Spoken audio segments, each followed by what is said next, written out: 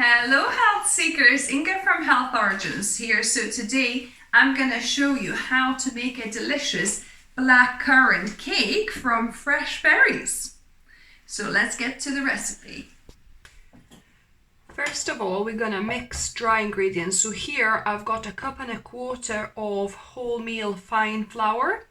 Then I've got 3/4 cup of unrefined panela sugar.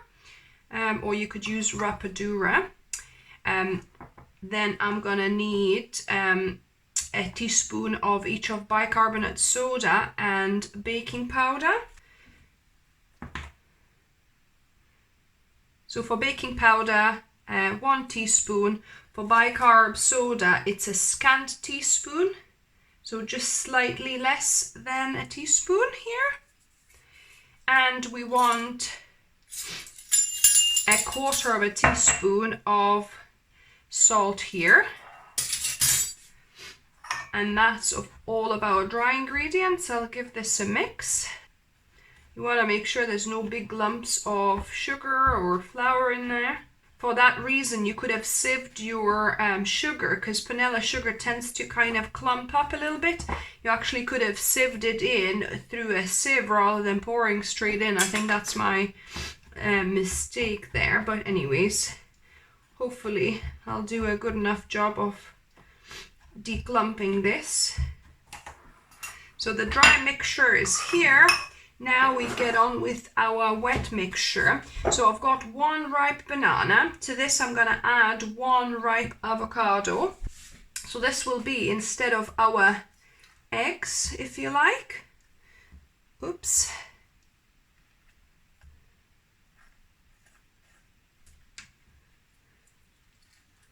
So you want nice and ripe, your avocado. To that, I'm going to add 1/4 cup of coconut, kind of Greek unsweetened yogurt, so 1/4 cup. And to this, I'm going to add about 2 teaspoons of vanilla essence.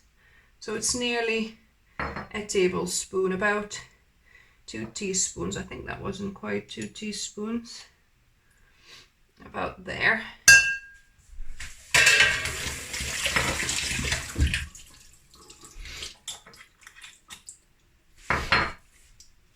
And lastly, 1/4 cup of maple syrup here. And now I'm going to give this a whiz with my Bamix stick blender.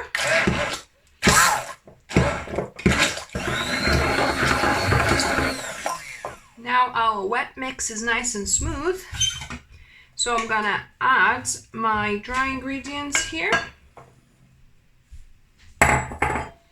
and give it a quick mix.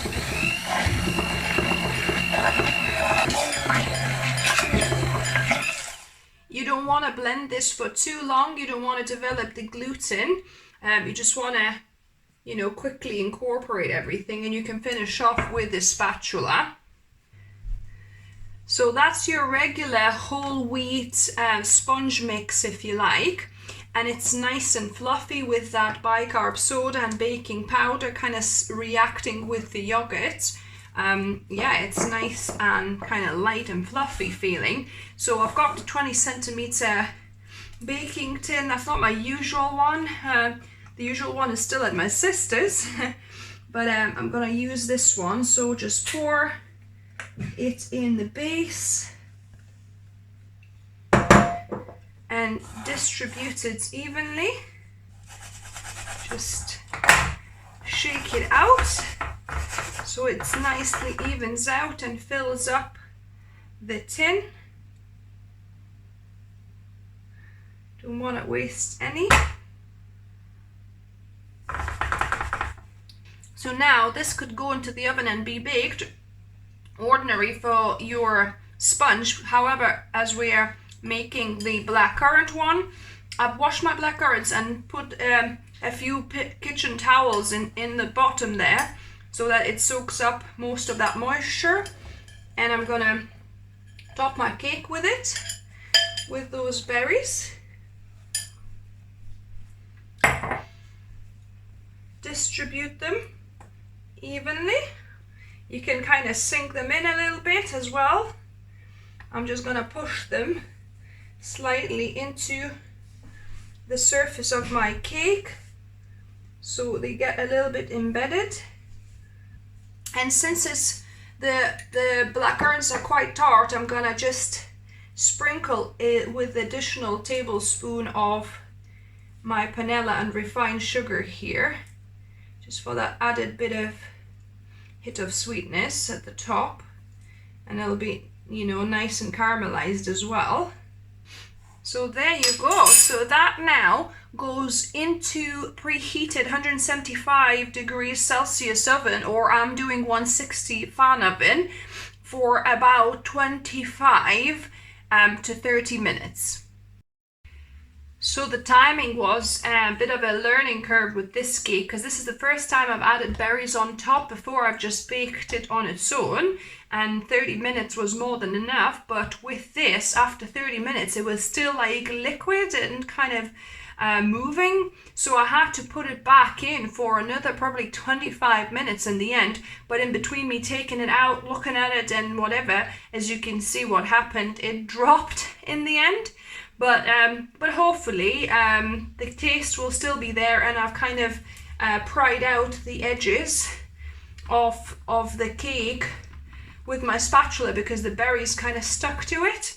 So yeah, so I'm letting this fully cool down before we taste test this. And now to the best part, taste testing. So have a look at the side of it, and I've made myself some cashew cream as well to have with it, and let's give it a go.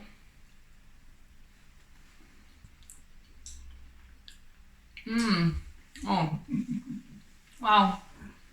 The cake is quite sweet, but the berries give it the tartness, so really it goes really well together. In fact, it doesn't even need a cream. It's so good on its own, really good. I did mix up with the timings a little bit, but you definitely need about 50 to 55 minutes to bake. But yeah, thumbs up if you like this video, if you try it. If you're new to the channel, welcome, and subscribe for more videos. My father-in-law, whose birthday it is giving a thumbs up, so there you go, guys. Another thumbs up for this. So yeah. And remember, guys, food is fuel, so be mindful of what you put in your body. Until next time.